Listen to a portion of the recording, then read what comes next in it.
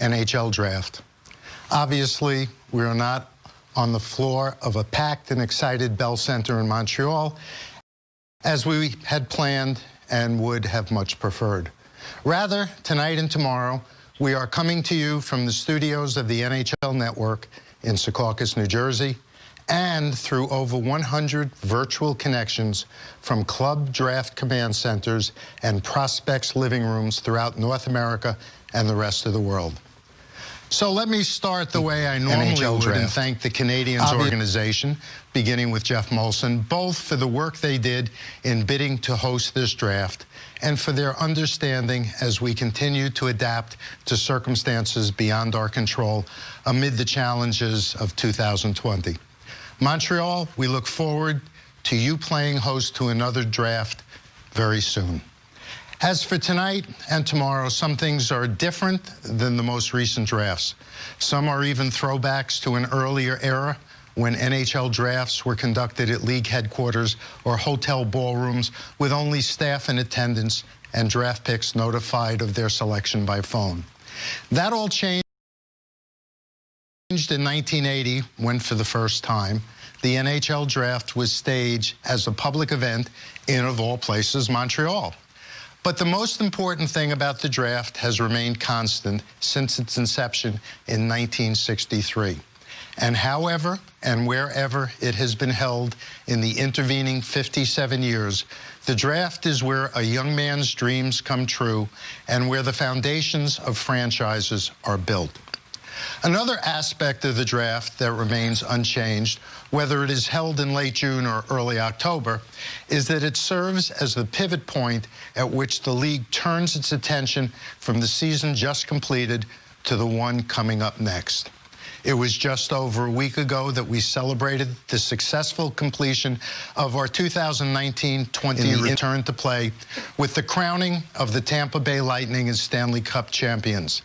And tonight, following discussions with the NHL Players Association, and based on what we have learned and what we know and what we even still don't know, I can say that we are now focused on a January 1 start for next season. Given the increasing impact that talented young players are making in our game, we can expect that there will be prospects chosen who tonight will make their NHL debuts on opening night of next season. And we can't wait to welcome them to our league and to be amazed by what they can do. So let's get started. In the first round, once a team is put on the clock, teams will have 5 minutes to make their selections. The first selection in the 2020 NHL Draft belongs to the New York Rangers. New York Rangers, you are on the clock. So Bob mentioned it, and you just heard from the commissioner, looking like a January start. As for the Rangers, they've been in this spot since August. Lafreniere was the pick then. He's still the pick. He's been trending this way since he was 16, Bob. But you got to figure tonight, not exactly how he imagined it all playing out. Yeah, this was supposed to happen 3+ months ago at the Bell Center in downtown Montreal. It was supposed to be a coronation. 20,000 Rockets fans cheering on the hometown boy as he becomes the first French Canadian to go #1 overall since Marc-Andre Fleury in 2003, and the first Quebecois skater to go first overall since Vinny Lecavalier in '98. Instead, you see him sitting there with his parents, Hugo, his mom, his dad, Hugo, his mom, Natalie, his sister, Laurie Jane, at their home in Saint-Eustache, Quebec. Now, Saint-Eustache is only 20-odd miles from the Bell Center, but boy, it's a million miles in atmosphere of what it could have been like for him. This draft party tonight is going to be a draft party for 4 for the Lafrenières. They are in Saint-Eustache, which is a COVID red zone, which means the province only allows those who live in the household to be there. So that's it for a draft party, is what you see, is what you get. But it's a special moment for him and his family. He's used the extra time to get bigger, stronger, faster, hitting the gym every day. He's now 6'2", 200 pounds. He's also taken up golf. and by all accounts gotten pretty good at it. You see he's growing a little bit of a beard there. So it's a good thing that he's being drafted by the New York Rangers and not Lou Lamoriello's New York Islanders. Otherwise, that facial hair would have to go. And we should point out that when Jeff Gorton steps to the microphone here and says they're taking Alexis Lafreniere, it's going to be the first time that Lafreniere will have heard that. The Rangers did not commit at any time to him that they were taking him. That's why he looks a little nervous there, even though I think all the rest of us have got this figured out. Yeah, Bobby's not the only guy to grow a quarantine beard. Pierre Maguire can attest to that. He did the same.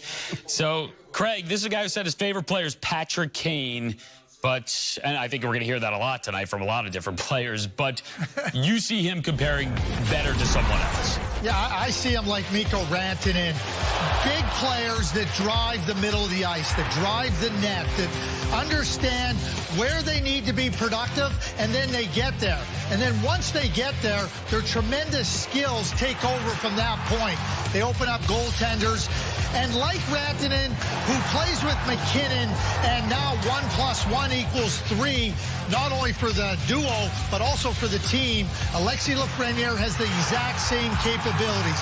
Whoever he plays with is going to be that much better, and by extension, the team is going to be that much better. That's the impact he has with his approach to play. So while Alexis Lafreniere sits there with his family and waits, Rangers fans waiting on this rebuild, but it's been kind of a radical rebuild. But we take you back to the beginning of this because it's February 2018, the letter to the fans, this idea that they want to make some changes, have competitive players that combine speed, skill, character, but you may lose some familiar faces in the process, guys that we all care about, but we're trying to ensure that we're building a foundation to be a Stanley Cup contender. That means key players traded for draft capital and some big names on that list, and then you go out and you draft Kaapo Kakko, and you make a big signing in Artemi Panarin. Then, of course, last year, Igor Shesterkin, he emerges in net. The Rangers win the draft lottery. They could add a face to the franchise tonight for their future, but this is the man who has been the longtime face of the franchise, Henrik Lundqvist, bought out of the final year of his contract, the guy who was selected by the Rangers back in the year 2000, seemingly did everything and anything for them in net. For this Rangers team, Pierre, we talk about rebuild. This is a different type of rebuild. How excited should these fans be for the next few seasons? The New York Rangers have now become must-see TV. Every time they play, you're going to want to watch the Rangers. They're going to play an up-tempo attacking style. Lafreniere is going to be a dynamic power forward. You obviously got Artemi Panarin, that John Davidson and Jeff Gorton did a great job recruiting him out of Columbus. They've got a really good young head coach in David Quinn. David Quinn just became a better head coach because they're going to draft Alexis Lafreniere. All right, there's nothing Rangers wrong fans, get it hyped up. About the Rangers, boys, how much fun they're going to be to watch. And they're going to stimulate a lot of eyeballs to watch that team play. Yeah, because this is a New York Rangers team that got into that expanded postseason. They went in, quickly exited, but this is a team that was exciting. They were fun to watch down the stretch of the regular season. They have some talented players in Zibanejad. They have Panarin. They have some young goalies and looking to add a big piece right now. The Rangers with the first pick in the NHL draft. Let's go back to the commissioner. The first selection in the 2020 NHL draft will be made by New York Rangers general manager Jeff Gorton. With the first pick in the 2020 NHL draft, the New York Rangers are proud to select from the Rimouski Oceanic, Alexis Lafreniere. So there you have it, an unprecedented postseason, a draft lottery unlike any other in hockey history. And ultimately, though, it leads to a very predictable first overall selection. Lafreniere, as we mentioned, he's really been on this path for several years at this point, since he was 16, now 5 days before he turns 19. He joins the New York Rangers. It's a different draft, but he still gets the sweater, puts it on. Now a member of the New York Rangers. Craig, let's talk about impact with this guy, because let's face it, these are Rangers fans. They figure big city, #1 pick. They want to see some instant impact, and you believe this is a guy who can make that. No question in my mind, Liam. He's ready to contribute. What does contributing mean? It means that you're going to get 60 points or more in your initial full season in the NHL. He attacks the net. He attacks the areas where you get rewarded. He has an edge to his game. There is no style of game that he cannot excel at. Skill, skating, power, tight games, important games, critical moments. He delivers it all for a team. And when you consider that Alexis Lafreniere is physically mature, that he's mentally and emotionally mature, and we talk about playing inside the tackles, that's playing inside the dots. He's not interested in playing where it doesn't matter. Like a running back in the NFL, if you can run between the tackles, you're going to have a lot of success. I don't see anything but success for Alexis Lafreniere with the New York Rangers. I mean, physically, it's a jump no matter who you are, but not nearly as much of a jump for him, Pierre. No, I don't think so. And I think the biggest reason why he's more physically developed, Liam, than most other young players. You can see the size of him right there. Obviously, he's got a pretty large father as well. But to me, the biggest thing about this player is the composure level. When you watched him at the World Junior this year in particular, there was no intimidation factor at all. He was leading by example, a dominant player. You know, Craig drafted or helped draft Jarome Iginla, and he talked about Mikko Rantanen. I see a lot of Jarome Iginla in his game as well. He just got inducted into the Hockey Hall of Fame. That's pretty high praise. This is a very special player. One thing we know for sure is that he won't be able to wear his favorite number for the New York Rangers. That's number 11. I think it's taken twice, actually, retired twice. Mark Messier, Vic Hadfield. Lafreniere's second favorite number is number 9. Sorry, out of luck on that one, too. Adam Graves and Andy Bathgate. I do believe that Lafreniere has, in his own mind, come up with a number that he'd like to wear, but it's closely guarded secret. They don't want to get into the counterfeit jersey sales that are right there. And that is actually a serious problem.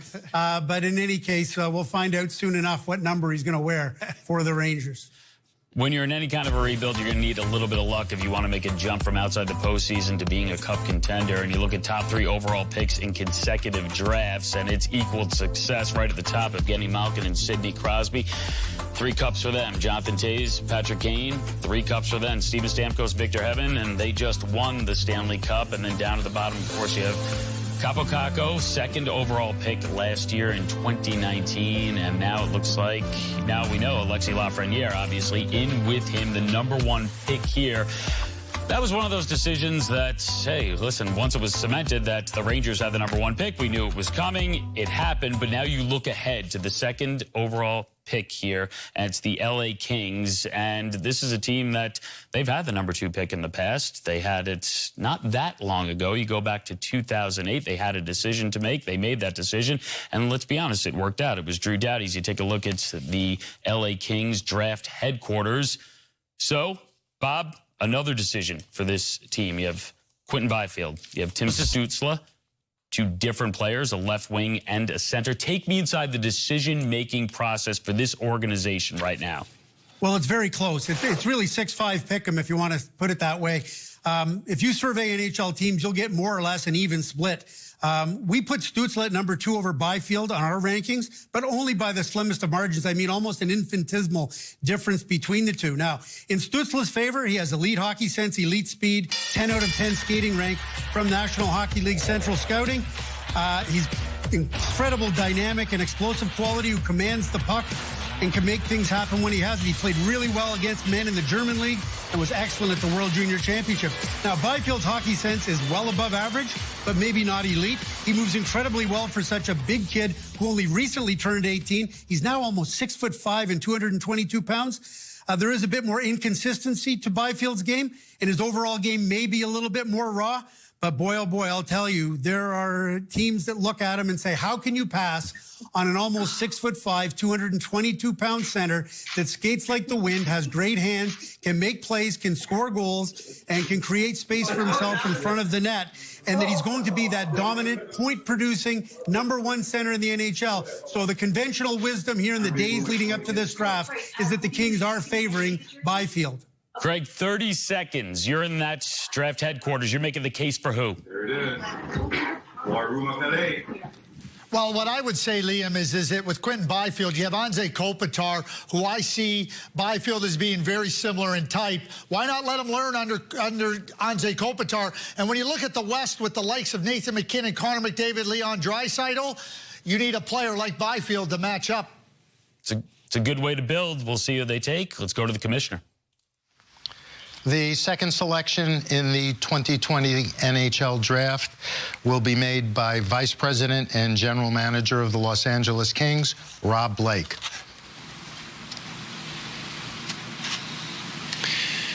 The Los Angeles Kings are proud to select with the second pick in the 2020 NT draft from Sudbury Wolves of the Ontario Hockey League, Quinton Byfield.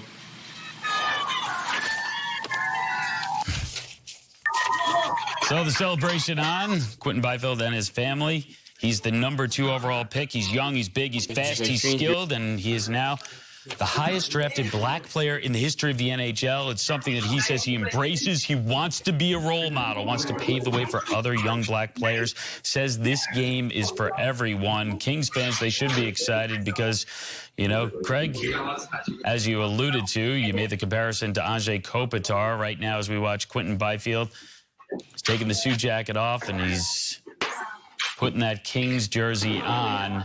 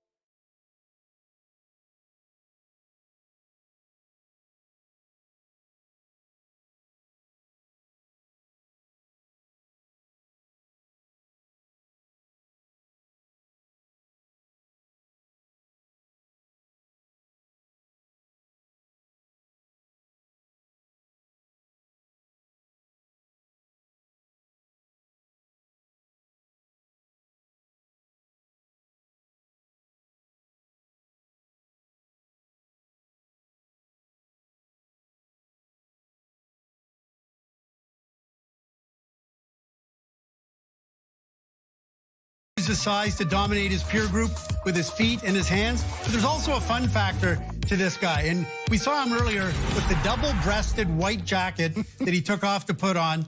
That's from the designer Aleventi, an Italian designer. He's got his bow tie. He's got more than 30 or 40 in his collection. And I think the folks in LA are going to really get a kick out of the style and the personality of Quinton Byfield as he gets more comfortable on the big stage and starts to express his personality a lot more, because he expresses himself very well on the ice. And I think he's really growing into the fact that he's got a great personality off the ice as well. I think we should. I know you're semi-retired. Are you telling us that eventually you're going into, what, fashion reporting? Is that the next step for the Today Show. I'm auditioning for a spot on the red carpet, if we could get that done. And it was worth noting, too, that Tim Stützle, and I don't know if this, we'll have to find out if this was by accident or not, he's also fashioning the bow tie. So the bow tie is in at the 2020 draft. Greg, go ahead. Well, I mean, it's Quinton Bowtie Byfield. That's what he is. And, you know, Bob just talked about him getting comfortable under the big spotlight, and once he does, and trust me, he will get comfortable, he has a chance to be really impactful. I mean, you use the word tremendous upside, tremendous potential. If you're looking at one player that could end up being the best player from this draft, you're looking at number 55 here on your screen in Quinton Byfield.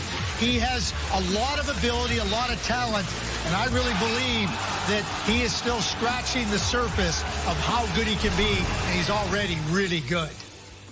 I mentioned Stützle there in his bow tie. This could be the easiest pick coming up because the number 3 pick belongs to the Ottawa Senators. 3 picks in the first round for them.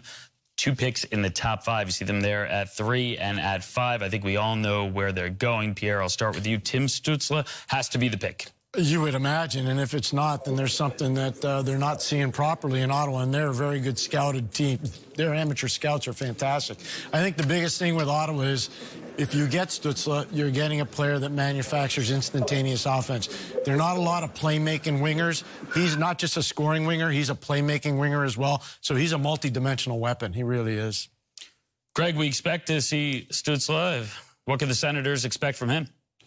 Well, he's massively creative. He's got an imagination for the game and for playmaking that is tremendous. He played left wing this year in the DEL. He's been a center his entire life. I expect him to be a center, and he's got this creativity like Patrick Kane. This is the guy that reminds me of Patrick Kane. He's bold, and he's determined and highly skilled. Watching from Germany just after 1 a.m. there.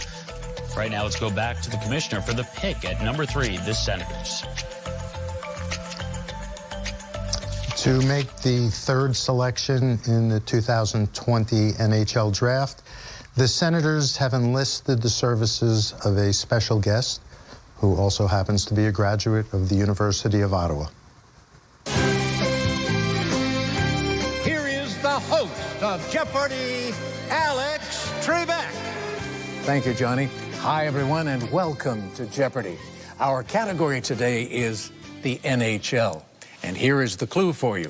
With the 3rd pick in the 2020 NHL Draft, the Ottawa Senators choose this player.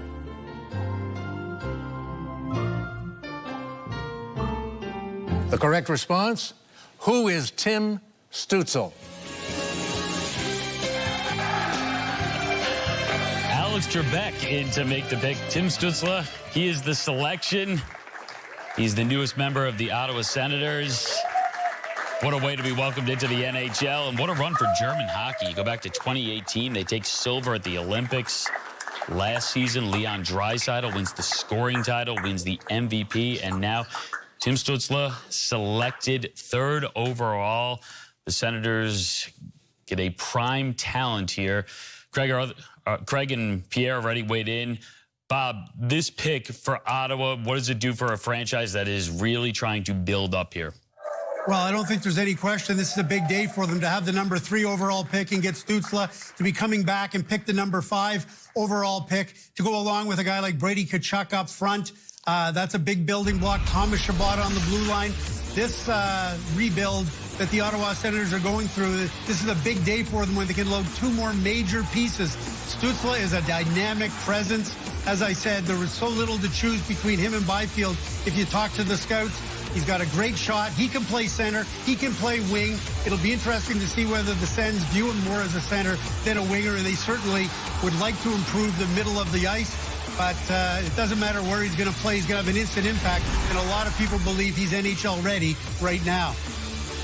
Yeah, you look at some German-born players selected in the first round. The last 25 years, the NHL draft's been held 57 times. 5 players born and trained in Germany have been selected in the first round. Never more than 1 in any year. We could see 3. I know you saw Danny Heatley on there, born in Germany. Played for Team Canada, though. But this could already a big night for German hockey. It could be an even bigger night for German hockey as 2 more German players could go in the first round. Now, Alexis Lafreniere, he goes number 1. He says his favorite player is Patrick Kane. That's not who he compares to, though. Would you say that this is a more appropriate comparison, Stützle to Kane, Craig? Absolutely, Liam. And like Patrick Kane, it's that ability to hold on to the puck. And I talk about Tim Stützle's creativity and his imagination. He sees things unseen in the game. He always allows for the next opportunity. And if you're playing with Tim Stützle, you best be ready, because he's understanding where the opponent is breaking down, and then he's ready to take advantage. And the other thing that I absolutely love about Tim Stützle, and he's like Peter Forsberg in this regard. The puck drops. They're not waiting to see how the game is going to unfold. They're going to take the game by the scruff of the neck and impose themselves on it. The Ottawa Senators have a terrific group of young prospects, and now this is a high-quality player that is going to only make this team that much better. And they need high-quality players. They have that pick at 3. They have another pick coming up at 5. They have a pick later on in the first round at 28. But do you think about this team rebuilding? Pretty interesting, because this was a team that was right there on the verge. 2017, 1 away from making the Stanley Cup Final, 1 goal away from making the Stanley Cup Final. But since 2018, the departures, Erik Karlsson, Matt Duchene, Mark Stone, Jean-Gabriel Pageau. You think about some other players that were on their team, Hoffman, Dzingel. Well, if all those guys were on one team, that'd be a pretty good team. But the Senators are a very different-looking team right now. What do you think of the way they're going about this right now in their core group here? Well, it speaks to how much respect they have for their amateur scouts, and particularly, and they knew that this 2020 draft was going to be very good. They started to stockpile picks for this draft, and you can see it's already starting to pay off. Stützle is a spectacular player. I believe he's NHL ready. You heard Commissioner Bettman say there's a bunch of kids that could be playing in the NHL once we start up again. I think he'll be one of them if Ottawa wants him to be, because I think athletically he can do it. But the biggest thing to me is how many NHL teams spent mucho dollars, and not just money, but also airtime for scouts, decision makers, key decision makers going over to Germany to watch him play. Right from the start of the year, everybody knew this was a special player, and it's carried forward to this draft. But again, maybe you get a little more bang for your buck if you're making that trip, because there are a few German players who could go in the first round outside of Stützle. So they have another pick, the Senators, as I mentioned, at 5. But in between them, it's Detroit, a team that was easily the worst team in the league. They don't get that top pick. They get the 4th pick, which in the past, let's be honest, the 4th pick, it's worked out for Detroit, because Steve Yzerman, their executive vice president and general manager, he was the number 4 overall pick by the Red Wings back in 1983. See a young Stevie Y there shaking hands, and then, of course, goes on to win 3 Stanley Cups as a player with Detroit. You saw the draft headquarters for the team, but Steve Yzerman won't be there. The statement from the team here: will participate remotely for both days of the draft. Was exposed recently to an individual who tested positive for COVID-19. Steve Yzerman has received multiple negative test results. He's experiencing no symptoms, but this is all out of an abundance of caution, so we certainly wish him well, but he is not in that room as they make this selection. But Craig, I will go to you, because the first 3, we knew that would be the 3. We weren't sure the order of 2 and 3, but we knew those 3 guys are in. It gets interesting now. Where do you think Detroit should go with this 4th overall pick? Well, let's put it this way. They need everything to make their team better. That's simply put. I mean, they need a #1 goaltender. They need a #1 defenseman. They need #1 wingers. They need centermen. So Steve Yzerman is going to have those options. If he wants a goaltender, he can take a Skarhoff defenseman, Jake Sanderson, or Jamie Drysdale, Cole Perfetti, Lucas Raymond. If you want to go to a center, you can even look at Marco Rossi. But Steve Yzerman knows what it takes to win, both as a player and as a manager, because the Tampa Bay Lightning had his fingerprints all over their Stanley Cup championship. Detroit Red Wings, you heard from Craig, it's a team that needs pretty much everything. They only have 1 pick here at number 4. Detroit on the clock, time ticking down. We go to the commissioner for the selection for the Red Wings. The 4th selection in the 2020 NHL draft will be made by Detroit Red Wings Director of Amateur Scouting, Chris Draper. With the 4th pick in the 2020 entry draft, the Detroit Red Wings are very excited to select from Frölunda, Lucas Raymond. Celebration on for Lucas Raymond as he becomes the first player from Sweden selected in this draft. As you mentioned, he played in the Swedish Hockey League for Frölunda, captained by Henrik Lundqvist's twin brother Joel. Says he's a mix between Artemi Panarin and Mitch Marner. Bob, what do you think of this pick at this spot for the Red Wings? Well, it's not surprising because Lucas Raymond is off to such a strong start in the Swedish Hockey League. One of the knocks on him last year was something he had no control over, and that was that he was playing so far down in the lineup in Frölunda that when the NHL scouts went to see him, he'd only play 6, 7, 8, 9 minutes a game, and that he wasn't in a position to make an impact in the game. He's doing that now. When he's in his peer group, he can make an impact. In the Under-18 World Championships a couple of Aprils ago, he stepped up, scored a hat trick, and was absolutely dynamic to win a gold for the Swedes. So there's never been any doubt in terms of his skill level. He's a little physically immature, but he's gotten much stronger over the course of the summer. And I think that Raymond really benefited from the fact that he's been able to play some hockey this fall and some others haven't, because he's looked so much stronger and he's looked a much more dominant role in the Swedish league. So Håkan Andersson, the veteran scout for the Detroit Red Wings, will be very happy that the Wings are going back to the Swedish well after they had so much success with Henrik Zetterberg and Nick Lidstrom and Nick Kronwall, and on and on and on it goes. Yeah, Bob mentioned it there. You got to figure Detroit knows how to make a player from Sweden feel right at home. Pierre, you look at the Detroit Red Wings, and let's face it, they went those 25 straight seasons making the playoffs, and now they are in full rebuild, some of the young talent that they have accumulated. Well, especially Moritz Seider, the defenseman that Steve Yzerman took last summer in his first draft back with the Detroit Red Wings, outstanding player, and had a real successful year in the American Hockey League before they had a pause. Lucas Raymond, Bob, spot on in terms of how he grew his brand because of the ability to play, and he was playing deeper in the lineup last year when he obviously was being watched by scouts. But I think the biggest thing is the influence of Håkan Andersson and the influence of Niklas Kronwall, two Swedish people that work in the Detroit Red Wings organization. They're valued members. Chris Draper, Steve Yzerman are going to listen to them. But you get an example. He can skate with the puck. He can finish plays off. You see how he gets to scoring areas. That's pretty simple for a player like Lucas Raymond. But I think the biggest thing is the comfort level in scoring positions. And when you're that comfortable with a puck in your stick about 15 to 20 feet from the net, you got a legitimate chance to be a big-time player in the league. Craig, headed to Detroit, is he going to remind hockey fans of a player in Toronto?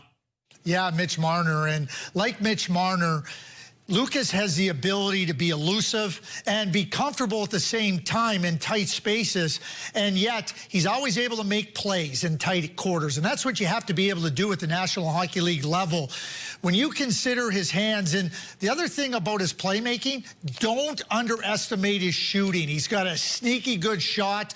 You saw the highlights of him scoring that hat trick in the gold medal game. Sweden had never won a gold medal to U18. Keep in mind that Lucas was a year younger than everybody in that tournament, dominant in leading them to the gold medal. So he will not be anything but a real top offensive player once he gets to the NHL. Detroit, 39 points. That was last in the NHL. 23 points fewer than any other team in the league. They add Lucas Raymond. We bring things back to the Senators. Picked up Tim Stützle at pick 3, now up at pick 5. Haven't seen a defenseman come off the board yet. Bob, might this be a place we see the first D-man go?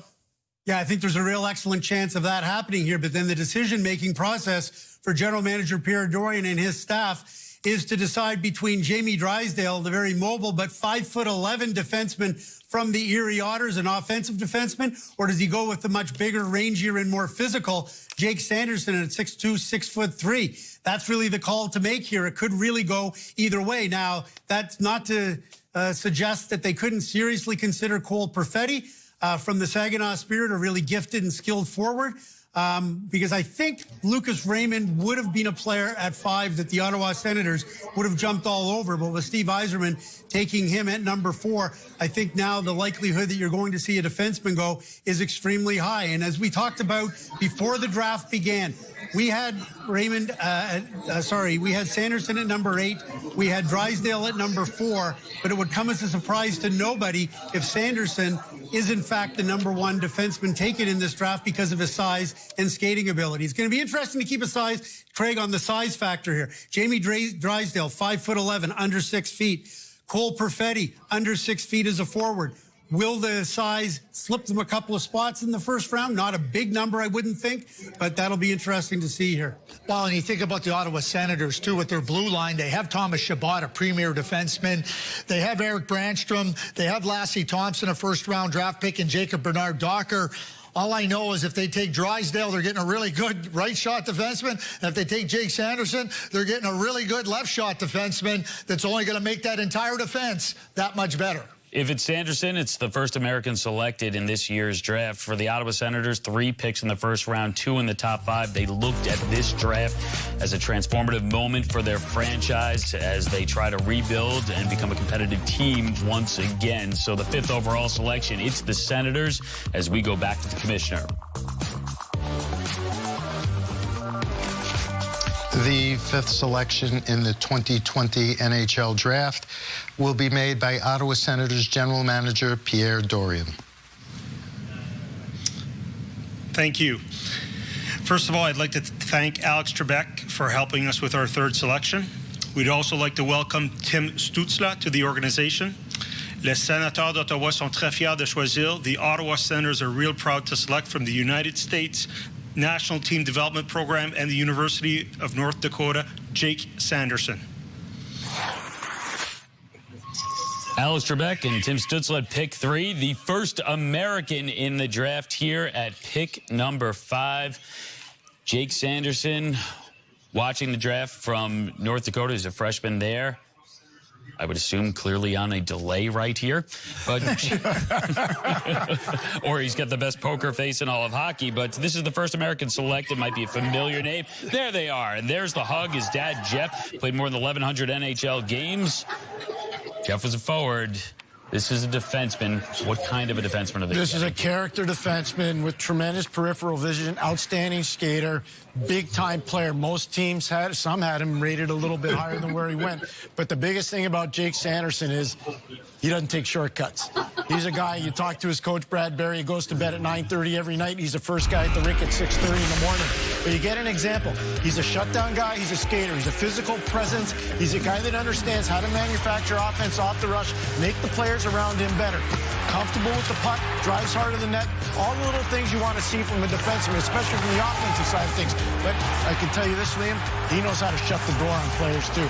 And one other thing for the Ottawa Senators and their fan base, they have a defenseman, Jacob Bernard-Docker at North Dakota. That's an Ottawa Senators draft pick who played for Canada at the World Junior. I think this is another example of Ottawa being progressive with their drafting. They're going to be able to see a lot of Sanderson and a lot of Jacob Bernard-Docker. When you have prospects like this, you always get great quotes from coaches, but this one's really stood out. In the words of his U.S. National Team Development Program coach, he is, quote, a savage defender. He eats people up. Maybe a few years before he's eating people up in the NHL, but who is his NHL comparison, Craig? Well, I compare him to Josh Morrissey, and like Josh Morrissey, an exceptional skater and really competitive. They don't cede very much space, if any at all. They get on you and get into your space and prevent you from doing what you want to do. And the fact that they're so good with their agility, their mobility, their edge work, it allows them to be confident in holding that position and close off opponents. And when you consider that Jake Sanderson played on a team that wasn't a highly offensive team and a very good offensive player, maybe not in terms of looking directly at the offensive numbers, but he was critical in creating that offense because he knows where the puck needs to go next and who it needs to go to. Jake Sanderson not only is an excellent skater, he's got an outstanding mind for the game. So Jake Sanderson, the 5th overall pick, he goes to the Ottawa Senators. And we look at American D-men selected in the top 10 in the last decade. Quinn Hughes, finalist for Rookie of the Year this year. You see Zach Werenski in there, same draft as Noah Hannafin. How about Seth Jones and his performance during his bubble postseason? He was a marathon man, never seemed to get tired. His skill never dipped. And, of course, Jacob Trouba there as well. Could become the first player from Montana to play in an NHL game, Bob. Yeah, played minor hockey in Calgary, Alberta, as Craig would correctly point out. and obviously has those great Canadian bloodlines from his dad, Jeff, of course, from Hay River, Northwest Territories. Don't take away our one American prospect here. I know. It's an anomaly this year that there's only 2 Americans ranked in the first round. But Sanderson is a good one, and I should point out that both those Americans have Canadian fathers. But nevertheless, Liam, to your point, there's no doubt about it. He had a great first half where he played that shutdown physical style. It was the second half of the season when he really started to pick up his offensive game and blossom. So we talked a little bit about size mattering, and there's going to be some people who say, whoa, Drysdale should have been the first defenseman taken.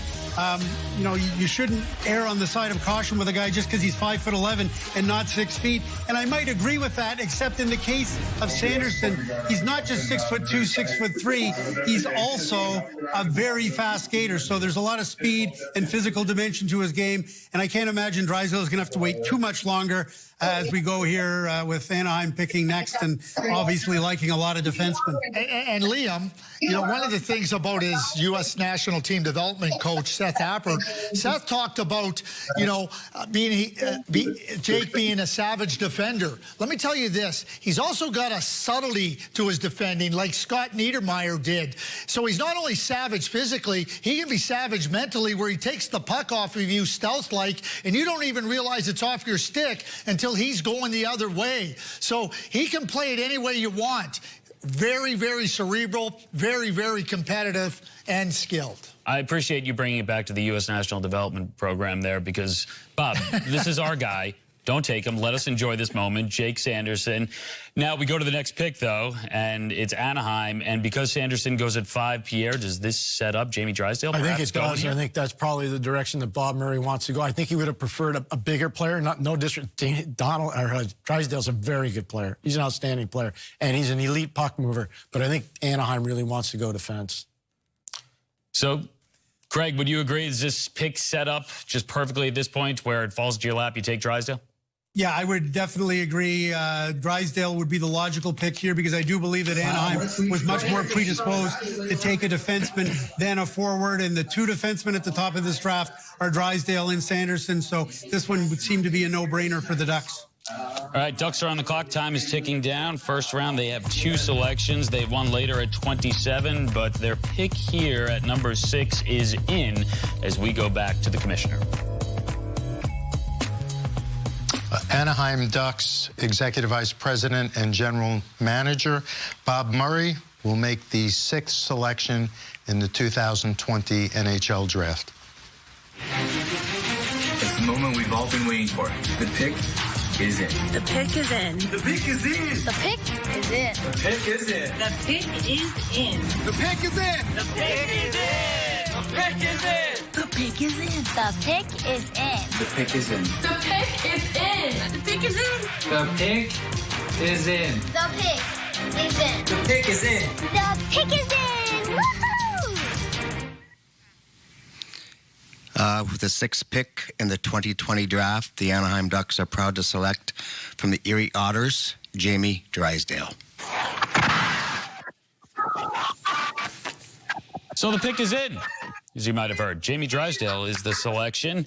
Considered a new age defenseman. Got to get someone to frame that camera for the celebration shot here. We got some tall people in that room. You got to go up there. Jamie Drysdale, the pick there at number 6 for the Anaheim Ducks. Fun start here to the 2020 NHL Draft begins with Alexis Lafreniere to the New York Rangers. Their fan base is fired up. They Kapokaka last year at number 2. They get Lafreniere at 1 here. Number 2 this year to the LA Kings. Quinton Byfield, 6'4", fast, skilled. And then at number 3, the German Tim Stützle to the Senators. We're back with the Devils at number 7 after this. Not here! No chance!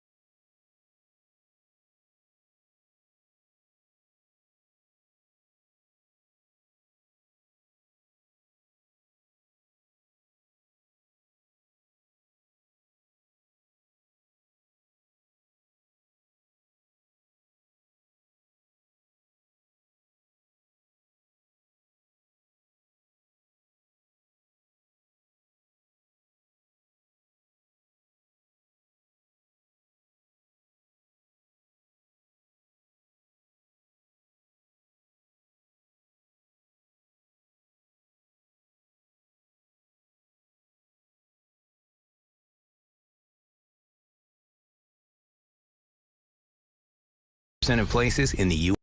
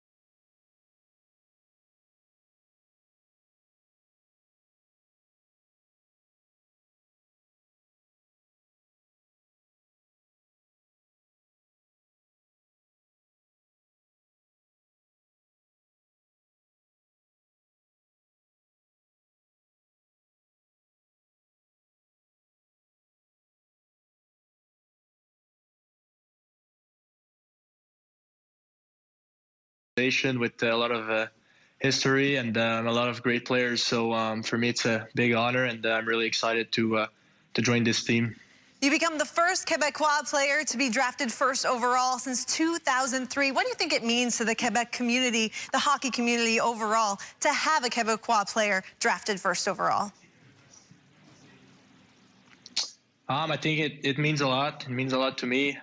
Just being able to represent the Quebec City, I think it's something really special for me, and I'm really excited to keep going and to try to make them proud again.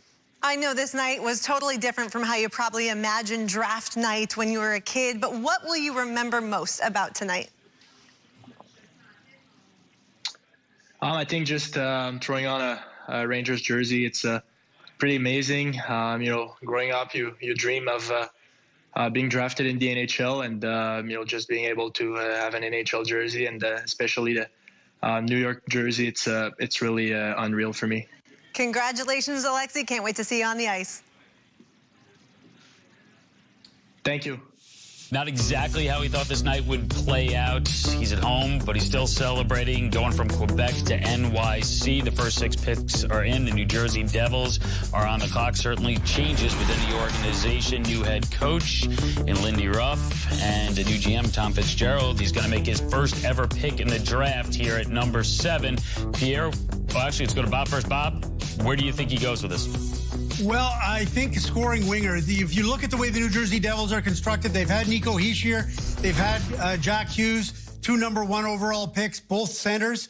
They're looking for goal-scoring wingers. Now, could that be Cole Perfetti, who plays center or wing? Well, it could be. Could that also be Holtz, the Swedish winger, who's played in the Swedish men's league for the last couple of years, and Jack Quinn from the Ottawa 67s is another scoring winger on the board. Paul Castron's going to help Tommy Fitzgerald make this call. He's a chief scout, and I would say that Bob Spotnitz on Alexander Holtz, I think, might be the pick. All right, let's see the Devils take. New Jersey Devils general manager Tom Fitzgerald will make the 7th selection in the 2020 NHL Draft. The New Jersey Devils are proud to select from Djurgården right winger Alexander Holtz. So cheers and hugs there, Alexander Holtz. Remember, last year only 1 Swedish forward actually went in the first round. This year we already have 2. I like this. Holtz might be missing that big draft show atmosphere, but he might be missing it more than most, because this was interesting. He had this to say. He thinks attention is great. He likes the spotlight. He says that it's fun to get so many eyes on him. Devils fans, they can't wait to have him.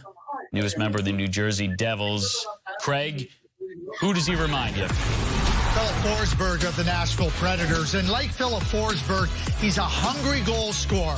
He can score on the rush, he can score in tight, and he can score up from distance because he has a quick release and a very, very accurate shot.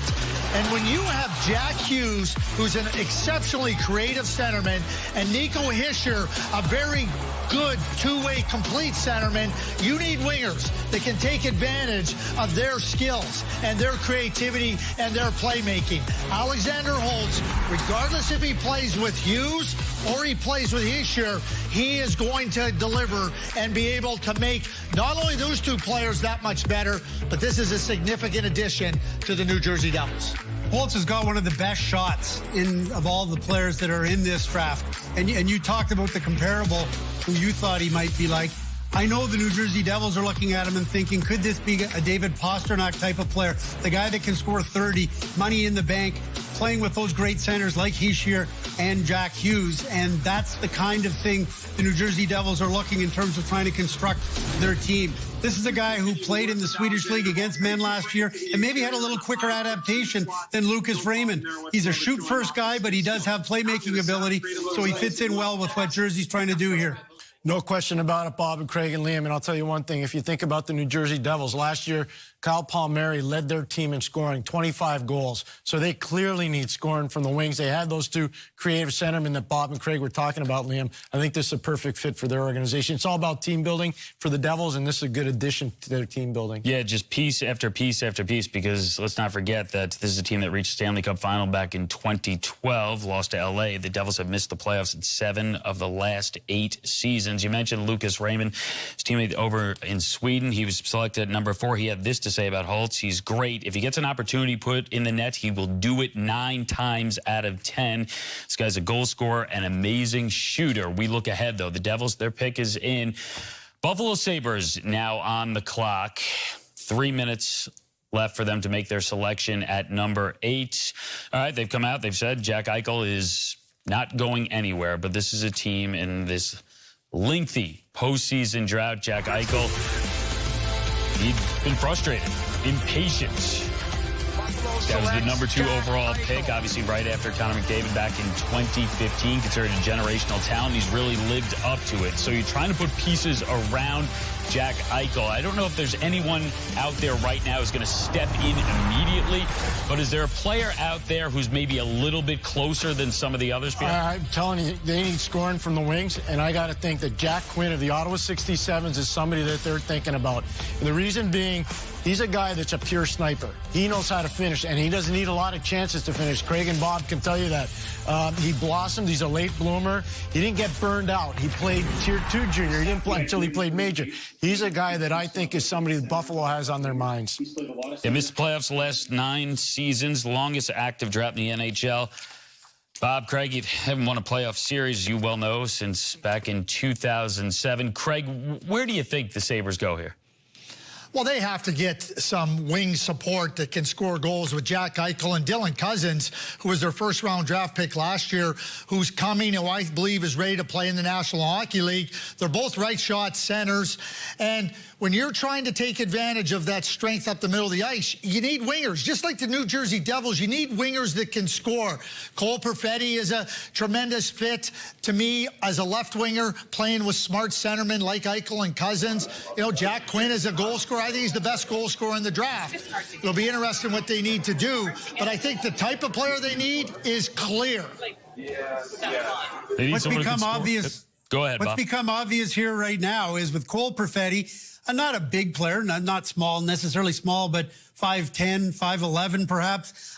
You've got Marco Rossi at 5'9", from the Ottawa 67s. And both of these guys right now are still very much on the board. They're both offensive threats that can complement the players that the Buffalo Sabres have. But to what Pierre was talking about, a lot of people believe that Jack Quinn might be the premier goal scorer in this draft. Now, Cole Perfetti might want to argue with that somewhere along the line, but nevertheless, those are the things we'll be watching here in the weeks and months to come. I mentioned Eichel before. He said in May, I'm fed up with the losing. I'm fed up. I'm frustrated. I'm a competitor. I want to win every time I go out on the ice. I want to win the Stanley Cup every time I start a season. We saw a first-time GM make the pick at number 7. We're going to see another make the pick at number 9. Bill Guerin make his first pick with the Wild. And now here at pick 8 with the Sabres, Kevin Adams gets to make his first pick as GM as we go back to the Commissioner. The 8th selection in the 2020 NHL Draft will be made by Buffalo Sabres General Manager Kevyn Adams. We would first like to congratulate the Tampa Bay Lightning on their Stanley Cup championship and also say thank you to everyone at the National Hockey League for all the great work they did under challenging circumstances. The Buffalo Sabres are proud to announce from the Ottawa 67s and the Ontario Hockey League, Jack Quinn. Under challenging circumstances. So we wait for the reaction on the delay from Jack Quinn. The suspense. And there it is. The news is hidden.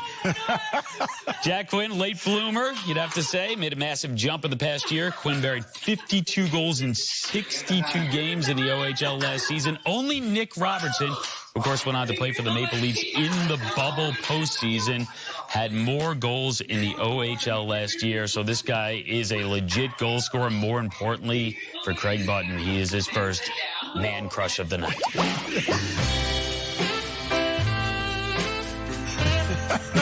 Yeah, there we go. I love Jack Quinn. And, you know, Bob had talked about Alexander Holtz being like David Pastrnak as a comparable. I see David Pastrnak as a comparable for Jack Quinn. I think that he's not a one-trick pony when it comes to scoring.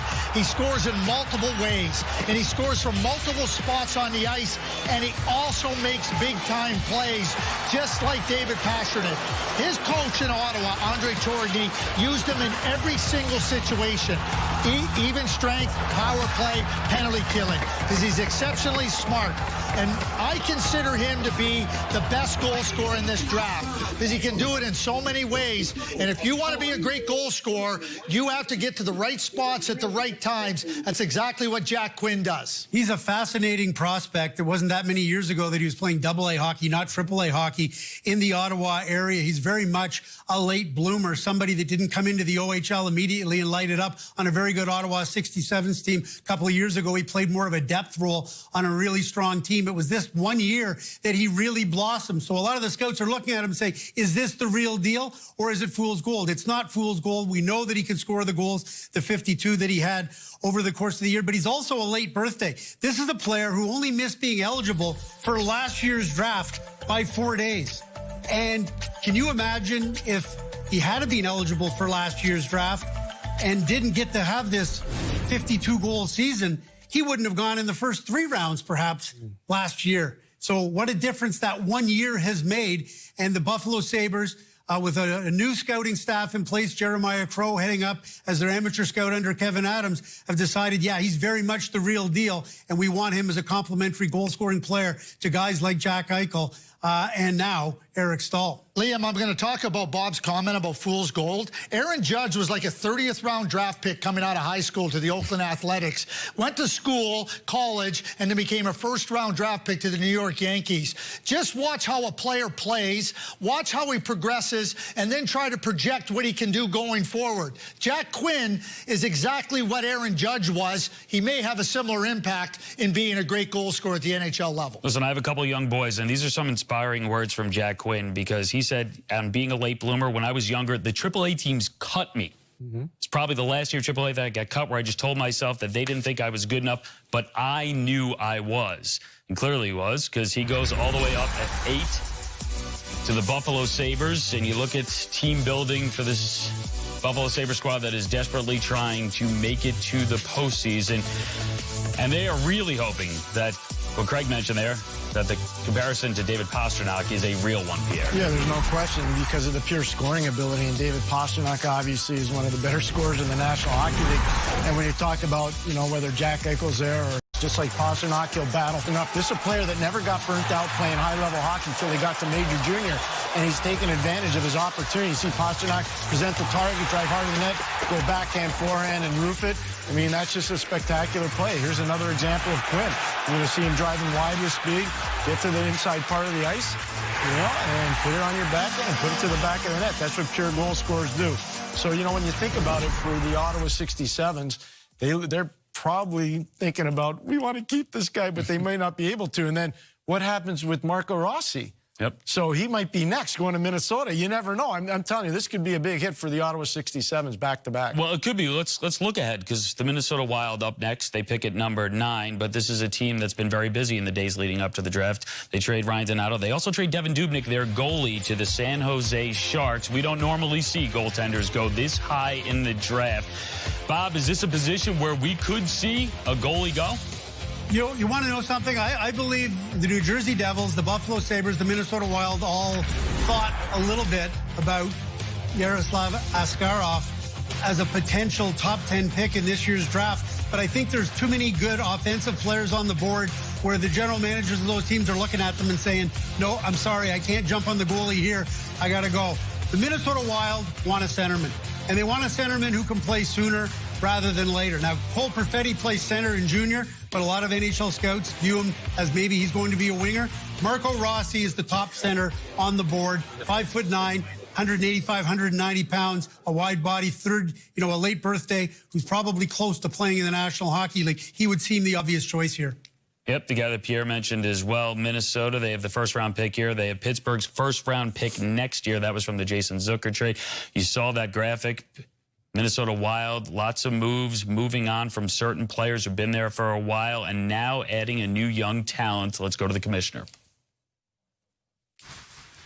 Minnesota Wild Executive Vice President and General Manager Bill Guerin will make the 9th selection in the 2020 NHL Draft. First, I'd like to say hello to all our great Wild fans across the state of hockey in Minnesota. And a second hello to our assistant GM and brother, Tom Curvers, who's watching from home tonight. Now, I'm proud to select with the 9th pick in the 2020 draft from the Ottawa 67s of the OHL, Marco Rossi. So, massive night for Marco Rossi, massive night for Austrian hockey, just the 3rd Austrian player to be drafted in the first round. And obviously, Pierre, as we were talking about before, pretty big night for the Ottawa 67s back-to-back here. Yeah, 100%. And Marco Rossi merits this selection. You talked about needing center iceman. No Mikko Koivu, no Eric Stahl. They're looking for a center iceman. They just re-upped Nico Sturm, which is a real good signing for them out of Clarkson University. The biggest thing about Marco Rossi, there's a Johnny Gaudreau component to his game. But he plays with a little bit of bite. He plays with a little bit of edge. He's one of those guys that you love the pace of his game, and I think he's going to be able to make that transition to the NHL. You talk about the pace, the edge. There are only 2 Austrians currently playing in the NHL. Michael Grabner, a guy with plenty of pace. Michael Raffel is the other. What should the Wild expect out of this pick, Greg? Well, he's an excellent playmaker. He understands how to open up opportunities. He's got great patience with the puck. And he can thread the needle. He can make those plays under sticks and through skates. And the other thing about Marco Rossi is that he's really comfortable in tight spaces with opponents on his hip, on his shoulder, and he can draw them into him and at the same time understand where the next best opportunity is coming from. I know Pierre sees similarities between Marco Rossi and Johnny Gaudreau. I don't see that at all. I see him more along the lines of Nicklas Backstrom. He's much bigger. He might not be as tall as Nicklas Backstrom, but he's sturdy and thick like Nicklas Backstrom.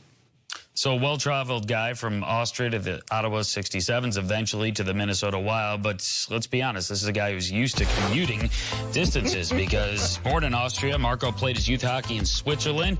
His father was driving him 170 miles round trip, 6 days a week to attend practices.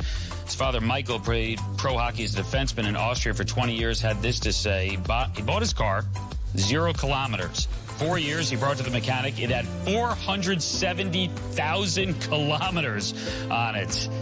That is dedication from Marco Rossi. But, Bob, that is dedication from Michael Rossi as well. Yes, it most certainly is. You got to be a crazy hockey dad sometimes, and in a really good, crazy sort of way. Rossi's a really fascinating study here. He's 5'9", but he's not a small player. 185, 190 pounds. He's got the really big backside, the big legs. Sidney Crosby-esque in terms of the low center of gravity, and there's some power to his game. He's strong on the puck. And you don't often say that a lot about 5'9" hockey players. He's also a late birthday. He just missed being eligible for last year's draft by 8 days. You know, the good news is that this guy is really dedicated. His attention to detail is unbelievable. Nutrition, eats like a pro. Conditioning, trains like a pro. On the ice, a strong two-way player, dedicated defensive guy, but he averaged more than 2 points a game to become the first European to win the Ontario Hockey League scoring title. So what's not to like about it? There are some scouts that look at it and say, all that good news is also, is there that much more room for growth? Rossi would say yes. He worked out incredible. His workout regimen this summer, I would dare say, probably was as demanding as any player who's in this draft in terms of the lengths that he went to get better with his trainer in Switzerland and Austria. So the question is, though, is there more upside because he's an older player, because he's more physically mature? You know, a guy like Cole Perfetti, who's still sitting on the board and has to be going through a real tough time right now, a little more physically immature, not as fast, but there's a lot more growth in Perfetti's game. How much more growth will there be in Rossi's game? Well, Billy Guerin's convinced that he's plenty good as it is right now, but that he's going to continue to get better. And Rossi himself feels like he took enormous strides working out over the course of this summer and getting that much faster, that much stronger, and that much better. All right, so we go from tremendous upside at the top of the draft to a question of upside as we get a little bit further. Either way, Marco Rossi in there at number 9, and we look ahead. And now the Winnipeg Jets on the clock at number 10. And I think a lot of people are eyeing Winnipeg because I think they're wondering about a trade leading up to this, because a lot of talk about Patrick Laine being shopped. Do you see Patrick Laine being on this team when they start the season? Based on all the noise that's around him, I'd say probably not.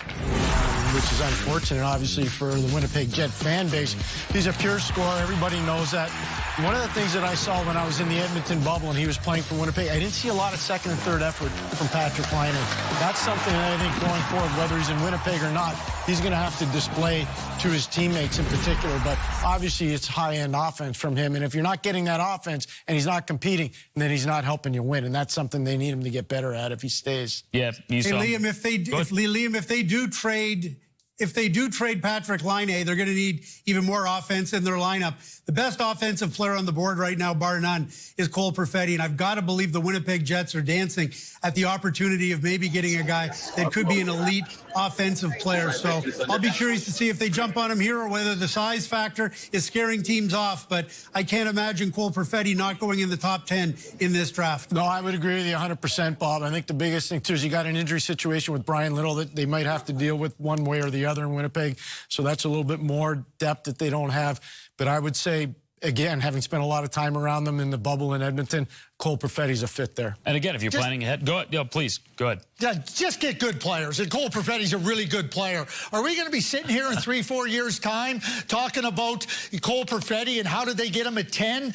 You know, like Braden Point, how did they get him in the 3rd round? It makes no sense. Just get good players. Perfetti's a good player. That being said, I don't think 3 or 4 years after they took Patrick Laine, we talk about him being possibly traded, but we'll see. Here we go, number 10.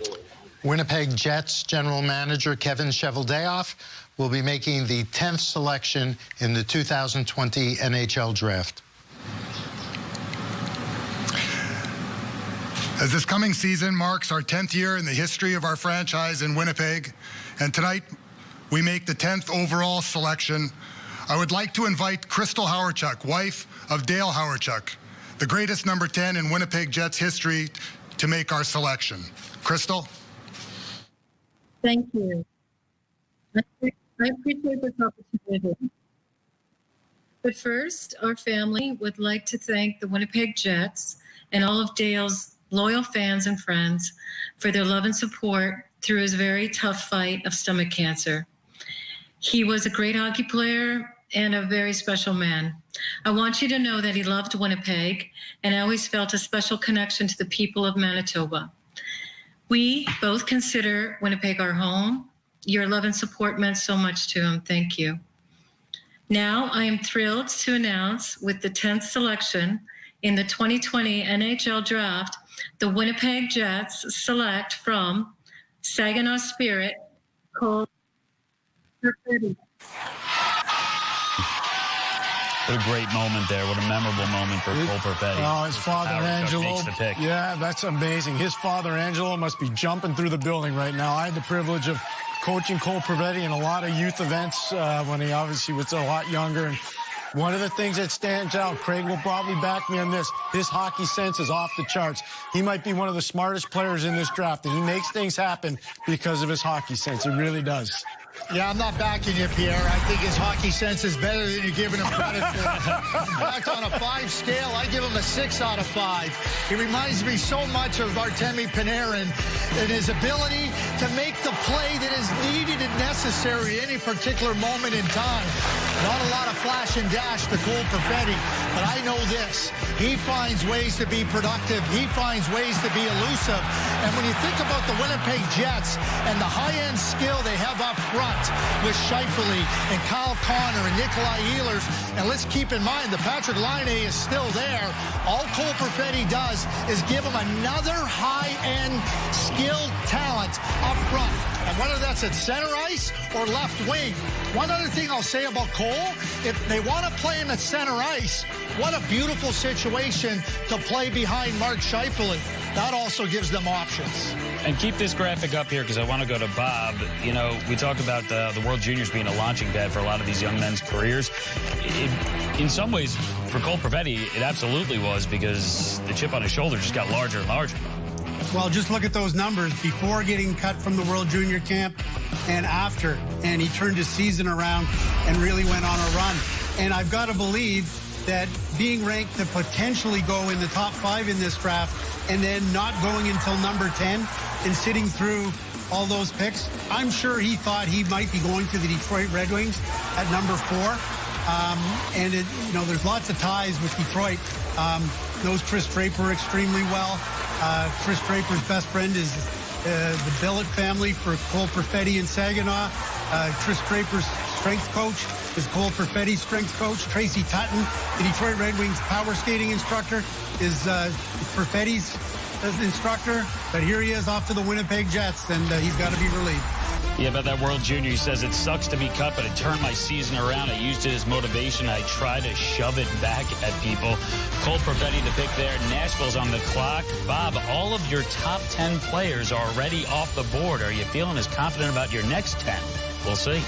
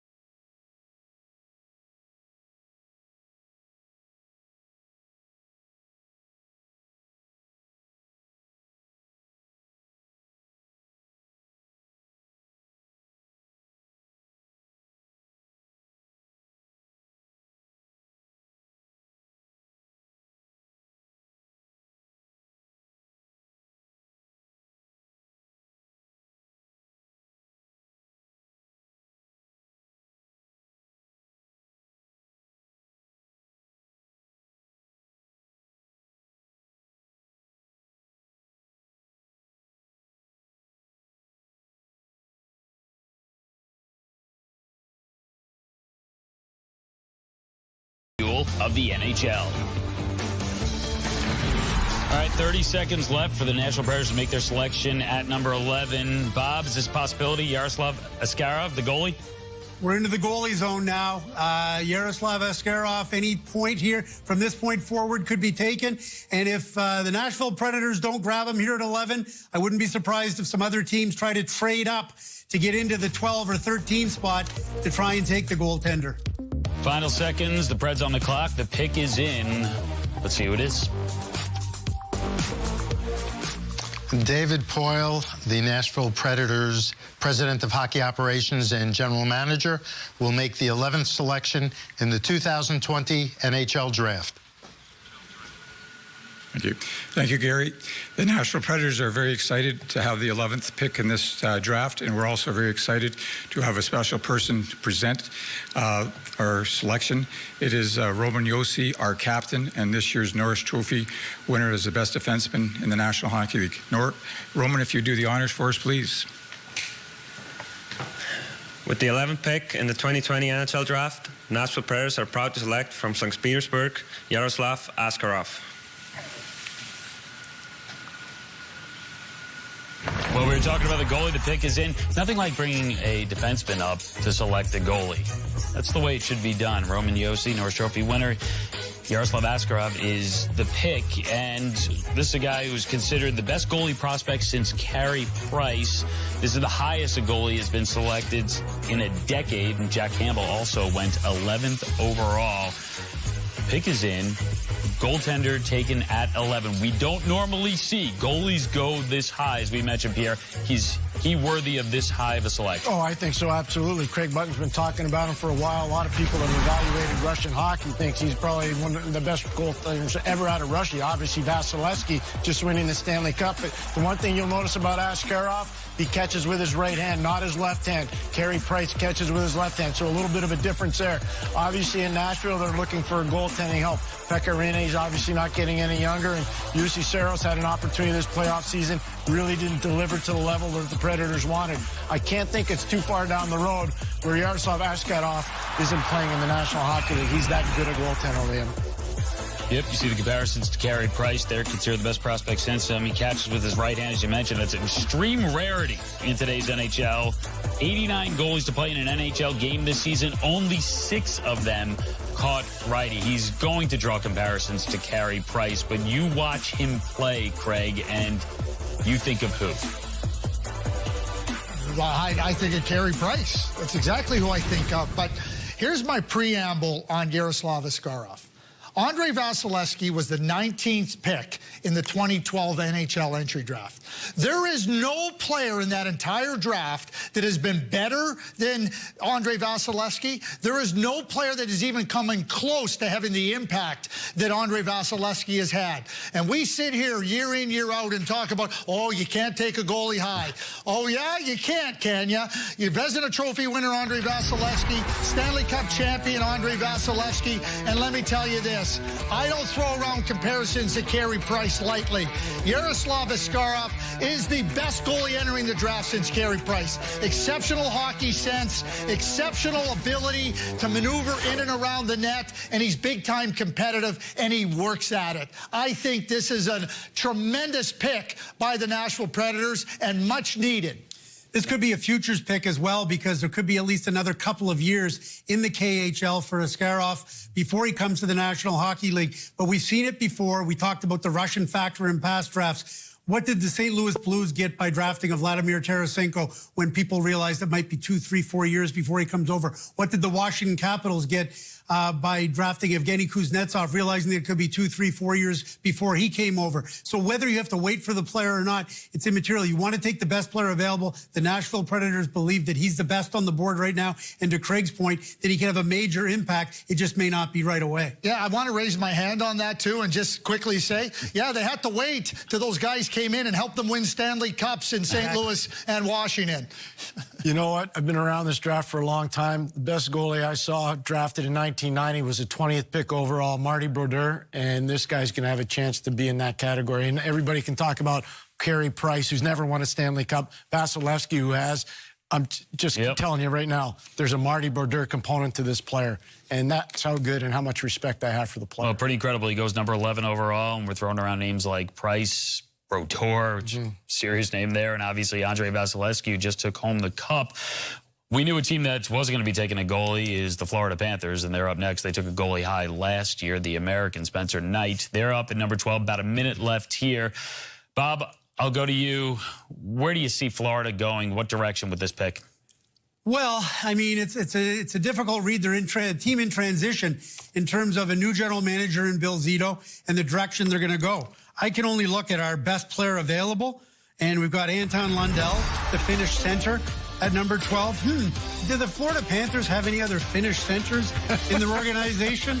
Alexander Barkov. And I'm not saying that Lundell is Barkov, because he's not, but Lundell is an outstanding two-way center who might be a little bit shy on the high offensive ceiling, but in terms of playing a strong two-way game, and I believe Lundell actually played a game today overseas, so we're curious to see whether the Florida Panthers jump in and follow that trend of Finnish players, even though they have a new general manager in Billy Zito. Well, he's close to playing, too. He's ready to play in the National Hockey League, and what a nice situation to play behind Barkov.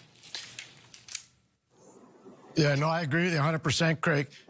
The other thing is Billy Zito's tied into Finnish hockey big time. He was an agent, used to represent a lot of coaches that used to go work in Finland, Mike Eaves being one of them.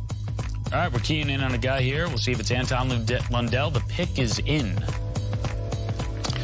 Bill Zito, the general manager of the Florida Panthers, will make the 12th selection in the 2020 NHL Draft.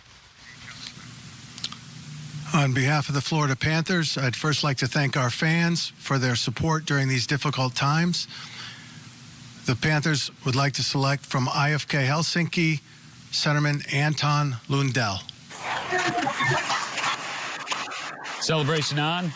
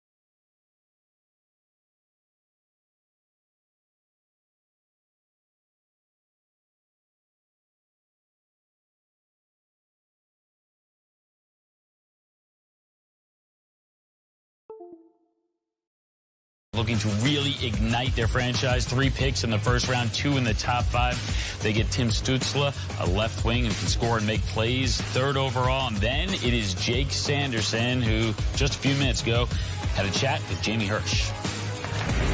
Jake, congratulations. You are the 5th overall pick going to the Ottawa Senators. What was your reaction to finding out that you were taken at number 5? I was just really excited to spend the moment with my brother, and both my parents is really special, and just super excited and pumped up right now. Yeah, and your dad, Jeff, knows plenty about hockey and being drafted and everything, but what is the biggest thing that he has taught you about whether tonight or your development overall and what to expect going forward? I think from him, probably the biggest thing is just enjoy the moment, because you won't be able to play hockey forever, and he played a really long career, so I've definitely got to listen to him on that about that. So just enjoy the moment and spend time with your teammates. If and when you make it to the National Hockey League, you would become the first Montana-born player ever to play in the NHL. What can you tell us about the hockey community you experienced growing up there? Yeah, that'd be really exciting. I think for me growing up in Whitefish, there wasn't a lot of hockey at the time. There was only one team there, so I was playing with kids younger than me and older than me, so that was a little different with that, but we had to travel a lot too, and hockey there right now, it's definitely grown, and there's a lot of hockey fans there, and hockey's growing there too, so I think everybody's really excited, and so am I. I know they are very excited for you tonight. Congratulations. Yeah, thank you so much. Jake Sanderson, the American, headed to the Ottawa Senators. We look ahead to the Carolina Hurricanes. 5th straight winning season. This is, let's be honest, under Rod Brind'Amour, a team that's definitely on the rise. General direction, Craig, that you think they go with this pick here at 13? Well, I know this, what owner Tom Dundon said is they're not going to draft a defenseman in the first round. Goaltender was taken ahead of them. He wants to be entertained with offense. He said he'd rather lose 5-4 than win 2-1. I think they're going forward. And I'd rather watch that game, so I agree with them. Let's see who they take here at number 13. The Carolina Hurricanes pick is in. The 13th selection in the 2020 NHL Draft will be made by Carolina Hurricanes President and General Manager Don Waddell. Carolina Hurricanes are proud to select from the Portland Winterhawks, Seth Jarvis. Great emotion there. Seth Jarvis selected by Carolina. You think about 2020. Listen, it's not a year that anyone's loving. A lot of people would say 2020 sucks. Seth Jarvis, his 2020 got off to a pretty great start, though, because this is a guy through his first 32 games of the season on a good path. He had 15 goals, 20 assists. But the calendar turns to 2020. Jarvis did not disappoint. Final 26 games of the season, 27 goals, 36 assists, 63 points. Bob, you thought this might be a fit, Carolina and Jarvis. Yeah, we knew the Carolina Hurricanes were looking for skill. The knock on Jarvis, and it's not much of a knock, is that he is a sub-6-foot player. He's 5'10", 175 pounds. But the numbers that he put up in the second half of the season that you just quoted, Liam, I mean, he averaged 2.42 points per game. He's got elite skill, elite sense. A lot of NHL scouts like comparable in terms of style of play to Mitch Marner, who obviously went much higher in the draft than did Jarvis. But this is a player who really was on a rocket ride, especially in the second half of the season. And I knew when we did our consensus ranking back in June, and we ranked him number 18, over the course of time, I realized that was probably one that we'd want to have back, and that he was going to go higher than that, and was actually a threat to maybe punch into the top 10, but nevertheless at 13 for the Carolina Hurricanes, a player that they're just going to let develop with the Portland Winterhawks in the Western Hockey League. No rush, just let him get physically stronger, continue to get his confidence, but there's no doubting the skill or the elite puck handling skills that this kid has. The way I would describe him is slick. He is Mitch Marner slick. He is so good with the puck, and he can strip the puck from you. He's very effective defensively. Doesn't get nearly enough acclaim for all the turnovers that he creates for his team, just because of how slick his stick is and how aware he is in all situations. But he is a magician with the puck. Really magical. Team that's stockpiling young offensive talent. Think about some of the guys that lead their club right now. Sebastian Aho Teuvo Teravainen, and, of course, Andrei Svechnikov. We saw Aho last couple of years really blossom into a superstar. Svechnikov really on that path as well. Yeah, guys who can put the puck in the back of the net and make plays there. Mitch Marner, does that comparison, does that ring true to you, Craig? Well, Mitch Marner's a real good comparison, but I see Braden Point in Seth Jarvis. And right from the time that they were players in Bantam through midget, through their junior years, that's what I see. The great cerebral presence on the ice, but they're competitive and determined. They don't allow themselves to be denied. And when you watch them play, yeah, they don't have the physical capabilities yet, but once they do, they become really much more capable and much more confident. Seth Jarvis is a real top-end player. He's also very versatile. He can kill penalties. He can play on the power play. And when you consider that Andrei Svechnikov, 20 years old, he's an elite goal scorer. You saw 60.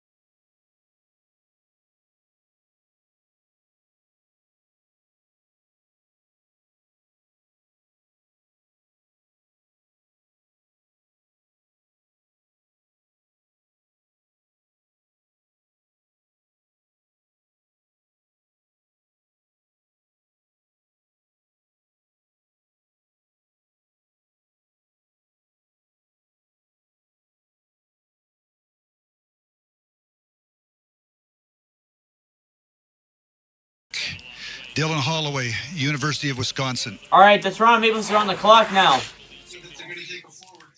So as Dylan Holloway waits on the delay here, and we all wait for the reaction, which is coming in momentarily. I can tell you the last year we didn't see a college player selected until round 4, and this year Dylan Holloway, as they mentioned, played last season at Wisconsin, goes to the Oilers with pick 14. The only one who doesn't know right now is seemingly Dylan Holloway. What's amazing is he's so fast on the ice. It's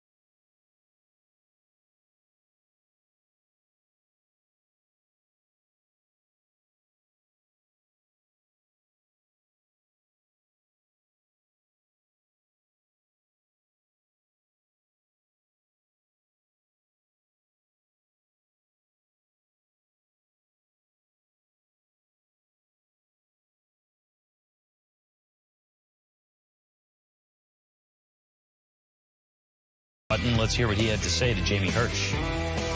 Quinton, congratulations. I see a big smile on your face, and we saw the reaction of your family, the confetti and all. What was it like for you to hear your name called as the #2 overall pick? Yeah, no, it was definitely something super crazy. And, be able to spend that with my family and, all the people that supported me growing up was something really exciting. Definitely anxious coming up for that. And, hearing my name get called, definitely a big relief off my shoulders. And, can't wait to go to LA now. You are officially the highest selected black player in NHL history at #2. It's a huge honor and distinction, and I'm sure you are going to grow up to be a lot of kids' role models. So what does that distinction mean to you? Yeah, no, that's something, super positive. And, I just want to continue, spread positivity and awareness to, that subject. And, it's also just something about my hockey career. And, it was just an exciting moment for me. And I'm just really happy about that all coming together. Nobody else in your entire family played hockey. You were the one that decided to take a chance, and here you are as the #2 overall pick. When did you know that hockey was something you loved and wanted to dedicate your life to? That's a good question. I don't really know.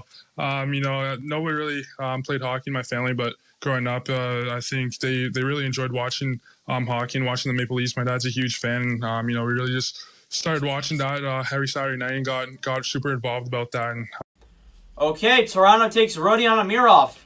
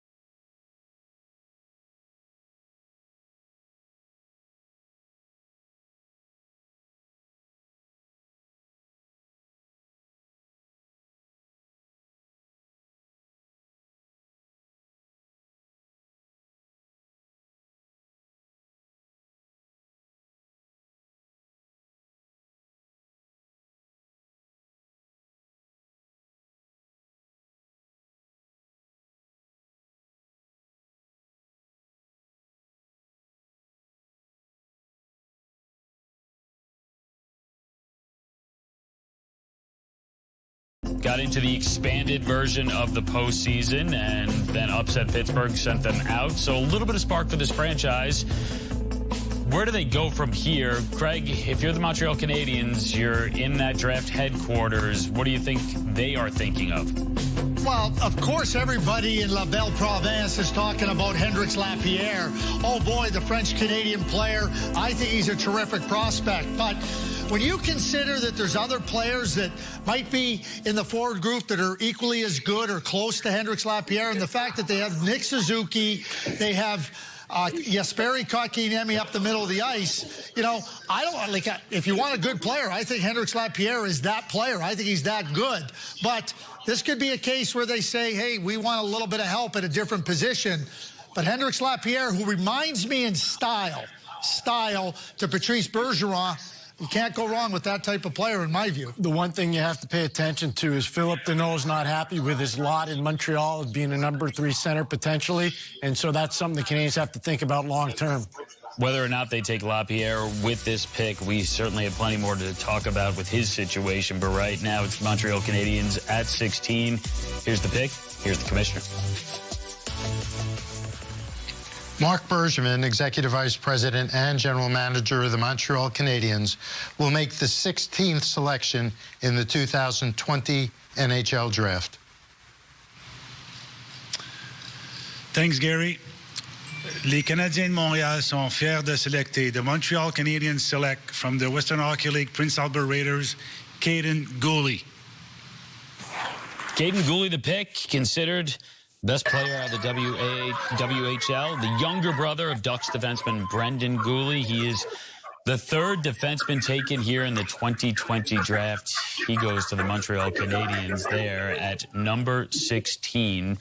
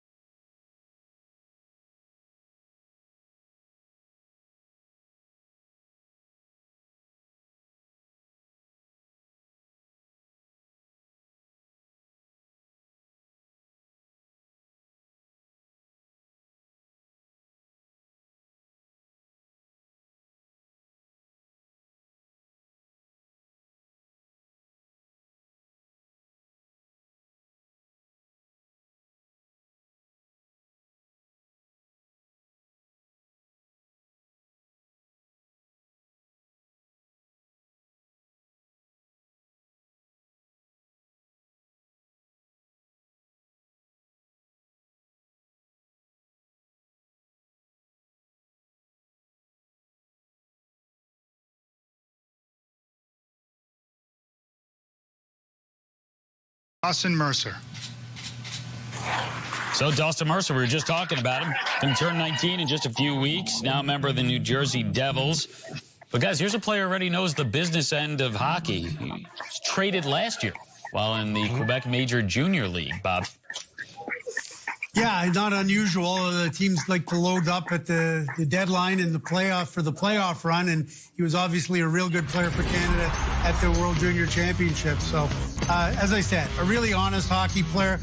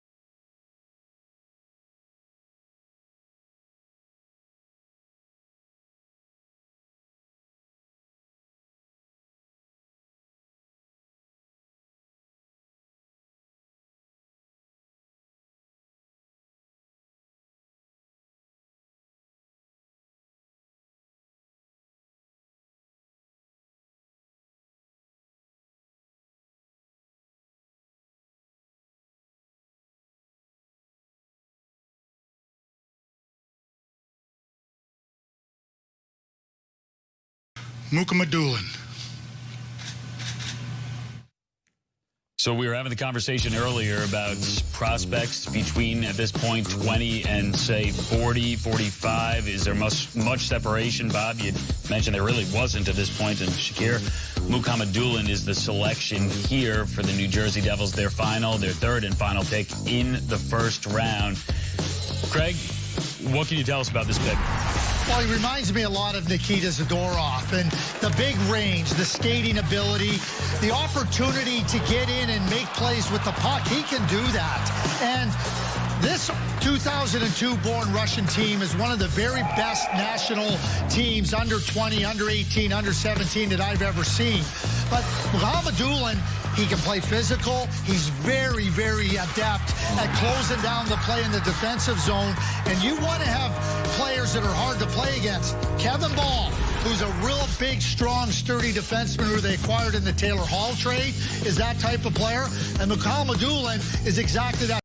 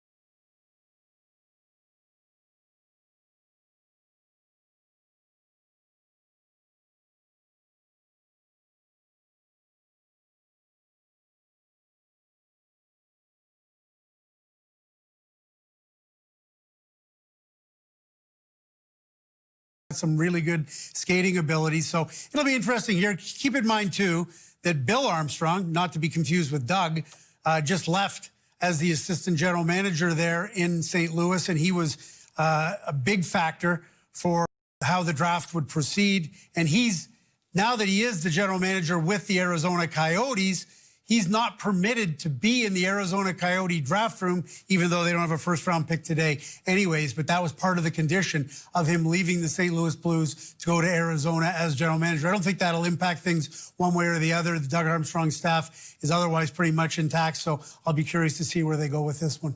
I mean, this is one question. Obviously, it's a big one. We're in the draft. They're picking here at 26, but let's face it. I mean, the biggest question for the St. Louis Blues right now is that this is a team that went to the Stanley Cup, won the Stanley Cup. Alex Pietrangelo was such a huge part of that run. You may say he was probably the runner-up for the Conn Smythe.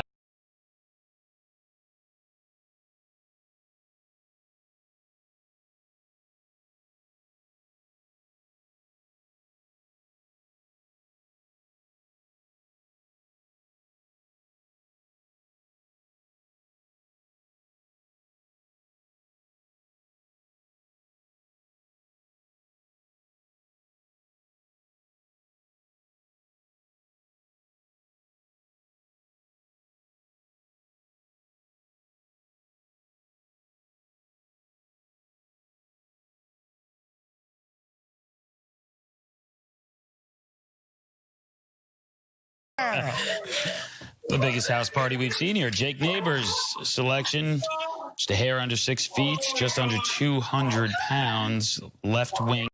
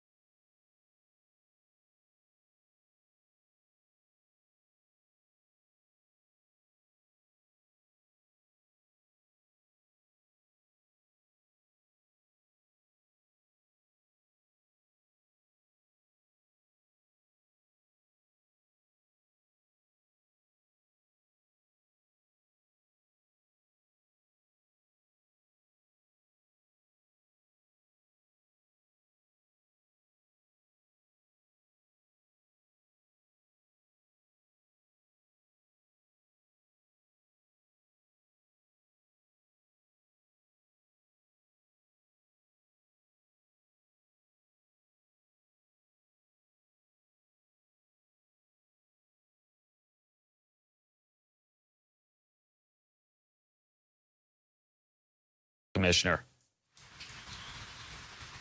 We have now concluded the first round of the 2020 NHL Draft. We resume the draft tomorrow at 11:30 Eastern Time under the supervision of Deputy Commissioner Bill Daly, who will start the second round. Good night, everyone. Be safe. Stay healthy.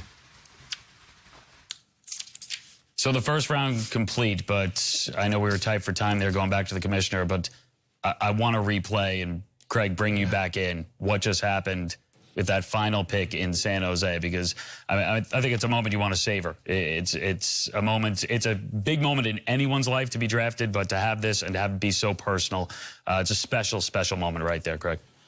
Well, all the kids know, but he was also talking to Ozzy's mother, who's deaf. Yeah. And it's significant. I mean, we saw some special moments in this draft with the Winnipeg Jets having Crystal Hawerchuk make the selection at 10 for the retired number 10 Winnipeg Jets superstar Dale Hawerchuk, and Doug Wilson Jr. and the San Jose Sharks. I mean, it's just such a special moment. That's a great moment, and that's great attention to detail by the San Jose Sharks 100%. To finish off the 2020, long-awaited 2020 NHL Draft. 31 picks in. Look back at this draft, and you're going to think what? I'm going to think Ottawa going after Jake Sanderson and getting him with the 5th pick and what that means to their franchise long term. I think Jake Sanderson was undervalued going into this draft, and I think people will appreciate him down the road for how good he's going to be for Ottawa.